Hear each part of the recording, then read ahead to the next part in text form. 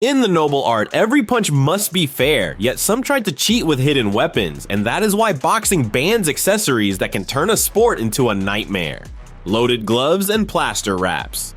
In the history of boxing, few forms of cheating have provoked as much disgust and anger as loaded gloves. The idea is simple, yet monstrous, turning a sporting tool into a weapon of illegal destruction. At first glance, a boxing glove seems harmless because it is designed to protect both the fighter's hands and the opponent's face. But some boxers and unscrupulous trainers sought to corrupt this balance by inserting inside the wraps forbidden materials like plaster of Paris, hardening substances, or even hidden weights. Once the fists were wrapped and the gloves laced up, the result was no longer a sporting tool but a disguised club. A notorious case was that of Luis Resto in 1983. That night he fought Billy Collins Jr. under the lights of Madison Square Garden. Collins absorbed round after round of punches that seemed strangely destructive, leaving his face unrecognizable with a torn brow and swollen eyes so damaged that blindness became a real risk. At the end of the fight, Collins' trainer had the instinct to feel Resto's gloves and discovered with horror that the padding had been removed, and the wraps contained hardened material. Collins never fought again and spiraled into tragedy. Resto and his trainer were banned from boxing for life, prosecuted in court, and even sentenced to prison. Years later, another scandal erupted with Antonio Margarito before his fight against Shane Mosley in 2009. During the inspection of his gloves and wraps, officials discovered suspicious inserts resembling plaster. The revelation exploded and stained Margarito's reputation, leading to a one-year suspension. Even though nothing proves he fought with such devices in his greatest victories, doubt has remained ever since. Many fans and experts still believe this shadow hangs permanently over his career. These cases explain why the rules became so strict. Before each fight, an official from the Athletic Commission supervises the wrapping of the hands and inspects the gloves. Referees, supervisors, and even the opposing camp may verify everything. The quantities of gauze and tape are limited down to the centimeter, and any suspicious addition results in immediate disqualification and heavy sanctions. Loaded gloves are the most insidious form of cheating because they do not only give an unfair advantage, they also endanger directly the health and life of the opponent. Every punch becomes a threat of fractures, brain damage, or irreversible injury. Horsehair gloves. There is a lesser known but highly debated controversy in boxing: the use of horsehair gloves. For decades, they were common, worn by many champions. Their distinct feature was the padding material. Instead of synthetic foam, they contained horsehair, a denser organic material far less durable. At first, this might have seemed trivial, but as rounds passed, these gloves revealed a troubling secret. The horsehair would shift, compress, and harden around the knuckles. The glove quickly lost its ability to absorb impact, turning every strike into a sharper, more cutting blow. Where foam maintains, some cushioned horsehair collapses and lets the bone strike almost bare. The result was more cuts, more trauma, and more serious injuries for the opponent. Some athletic commissions quickly realized the danger and chose to restrict or ban them. The Nevada State Athletic Commission, for instance, regularly imposed foam-padded gloves in major fights. The goal was simple: to reduce the risk of excessive damage and to standardize safety conditions. Because if one fighter wore foam gloves and the other horsehair, the balance was broken. One struck more safely while the other inflicted sharper damage. History is full of testimonies from fighters denouncing the practice. In the 1980s and 1990s, some boxers complained after bouts where they suffered unusual facial lacerations. The debate was not only about effectiveness, but also about ethics. The controversy intensified during high-profile fights where managers clashed even before the opening bell. Camps would argue not about strategy, but about glove selection. Fighters were sometimes forced to change gloves in the locker room under pressure from officials or television networks. Financial stakes in the sport's image demanded stricter standards. Today, horsehair gloves have not vanished completely, but their use is tightly regulated. Some brands still produce them, often for specific training purposes or for tradition-minded enthusiasts.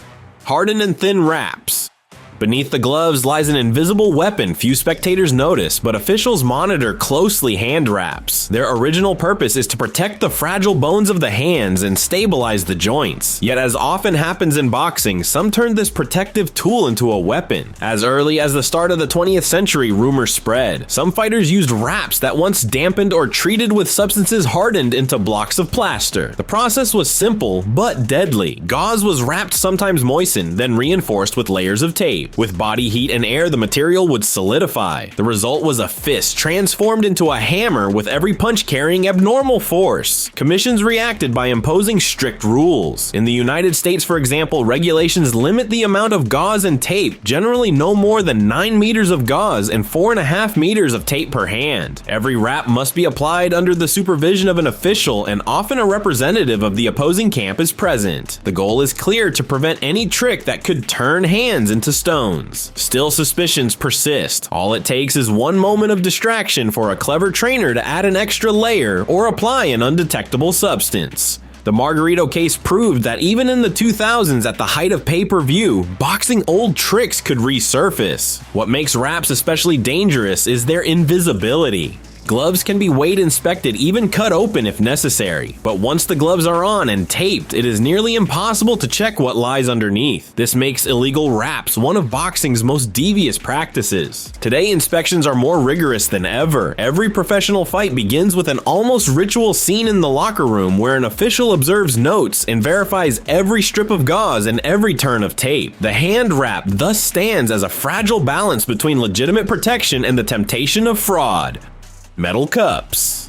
In a sport where low blows can end a career, the protective cup is essential. It shields what is discreetly called the sensitive area, yet in the early decades of boxing, this protection sometimes doubled as a hidden weapon. Before modern plastic and padded models, some fighters wore cups made of metal or steel. On the surface, the intention was logical: to offer maximum protection against accidental or dirty blows. But in reality, these rigid cups transmitted shock throughout the body and could injure the opponent whenever struck. Imagine a full power low blow, not cushioned by soft material, but slammed against a steel barrier. The result was often devastating, causing sharp pain, internal bruising, or lasting injury. In the 1920s and 1930s, several commissions began noticing abuses. Rumors spread of fighters choosing deliberately hardened or even homemade steel-reinforced cups. The aim was not only self-protection, but also discouraging body attacks. Certain punches striking the cup could literally bounce off and break the rhythm of the fight. Over time, reports multiplied. Referees said they heard metallic sounds after some blows. Opponents complained of abnormal pain when hitting the area. Suspicion became so widespread that many federations introduced pre-fight checks and demanded approved cups made of soft materials covered with leather or padded plastic. The idea was clear: protect without turning protection into a weapon. The evolution of regulations reflects this concern. The metal cup now belongs to the Museum of Boxing's mistakes. Yet its history serves as a warning: if fighters are left to choose protections unchecked, they will always be tempted to pick what favors themselves at the cost of fairness.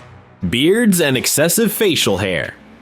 Today, seeing a bearded boxer in the ring is nothing unusual, yet for decades, the beard was viewed as a genuine problem in the noble art, to the point that it was banned by several commissions. This rule, which might seem anecdotal or even ridiculous, rested on a very specific logic to preserve the integrity of fights and reduce risks. The first concern was safety. Referees and doctors claimed that a beard could soften some punches, particularly those to the chin. Even if it could not offer protection comparable to a headgear, the idea that a few centimeters of hair might reduce the impact of a straight punch worried the commissions. Some officials believed it distorted fairness between fighters, especially if one carried a thick beard while the other entered with a clean-shaven face. The second argument was about visibility. A full beard could hide a cut, conceal an open wound, or cover bleeding. In boxing, however, the referee and the doctor must constantly monitor the physical condition of the athletes to decide whether a fight can continue. An undetected cut worsened by incoming punches could become dangerous enough to put a boxer's life at risk. That is why in the 1970s, 1980s, and even 1990s, several commissions required boxers to appear shaved. Some referees before the fight even checked the length of the beard and forced fighters into makeshift shaving rooms set up in the arena. Archives are filled with examples of boxers angered by this rule. Some, for religious or cultural reasons, refused to shave completely. Others felt their appearance was part of their identity in the ring and saw this ban as an infringement on their freedom. Yet faced with the authority of the commissions, few had a choice. Either they shaved or the fight was canceled. Over time, this ban loosened. Medical progress, better monitoring of cuts, and a change in perception led most commissions to allow beards as long as they remained reasonable. Still, some jurisdictions jurisdictions even today impose strict rules ensuring that a beard does not exceed a certain length to avoid abuses. It is worth noting that this debate goes beyond boxing. In other combat sports like MMA, discussions over beards have also been heated. Jewelry in the ring. Among the firmest bans is the prohibition of jewelry in the ring. Chains, rings, earrings, or watches, nothing escapes the scrutiny of referees and officials. These objects, seemingly harmless, actually pose a direct threat to the safety of fighters. Jewelry is banned not only to protect the one wearing it, but also to prevent injuries to the opponent. A ring or a chain could turn into an involuntary weapon and add another dangerous dimension to a sport already brutal by nature. Referees therefore ensure that each fighter steps into the ring stripped of all accessories. This rule has given rise to several memorable scenes. Some fighters were asked to remove earrings or pendants at the last minute, sometimes right at ringside under the eyes of cameras. Others, proud of their image and style, attempted to defy the rule by entering with chains or watches, but were immediately ordered by officials to remove them. What may appear as a trivial fashion detail is in reality a crucial point of regulation. The slightest tolerance toward these objects of value could lead to irreversible consequences. Contact lenses. In boxing, vision is one of the most precious assets, which is why the use of contact lenses is strictly forbidden during official fights. Whether regular or colored lenses, they present a risk too great to be allowed. If a lens shifts or falls due to sweat or impact, the boxer may lose perception of distance and angles and compromise his ability to dodge or counter effectively. Beyond loss of vision, contact lenses are also a physical danger. Under the impact of a clean punch or even accidental contact, a lens can cause severe irritation or a corneal cut or even lead to infection. Athletic commissions therefore prohibit any fighter from stepping into the ring with corrective lenses. This measure prevents accidents and ensures the fight remains fair and safe for both participants. Only protective sports glasses are allowed, but solely in training. They enable boxers to correct their vision without compromising safety, yet must be removed as soon as competition begins.